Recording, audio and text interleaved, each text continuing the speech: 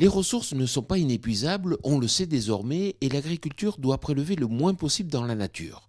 Alors, pour des raisons agroécologiques et de durabilité des modèles, il faut anticiper les transitions. C'est le cas notamment pour les engrais minéraux phosphatés.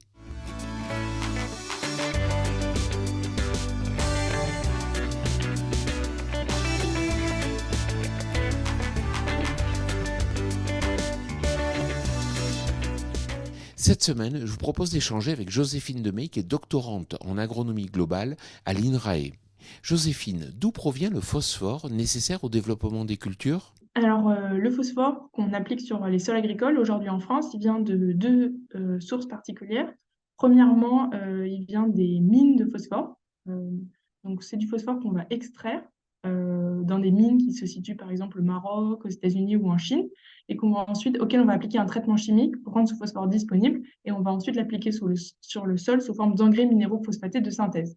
Et la deuxième source de phosphore, ce sont les apports de matières fertilisantes organiques, comme les effluents d'élevage, les composts, les boues de stations d'épuration, etc.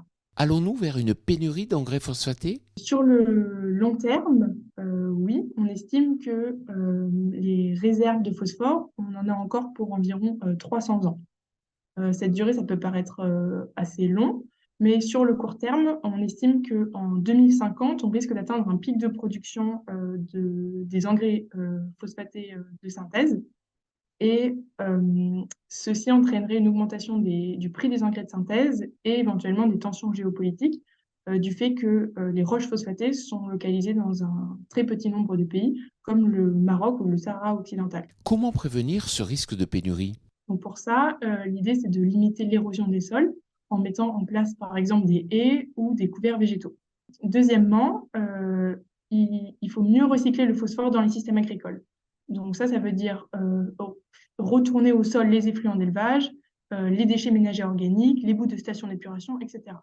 Et le troisième point, c'est de mieux valoriser les stocks de phosphore des sols qu'on a acquis ces dernières décennies. Et pour ça, on peut mettre en rotation des cultures qui sont capables de mieux valoriser le phosphore du sol, comme le lupin ou le sarrasin.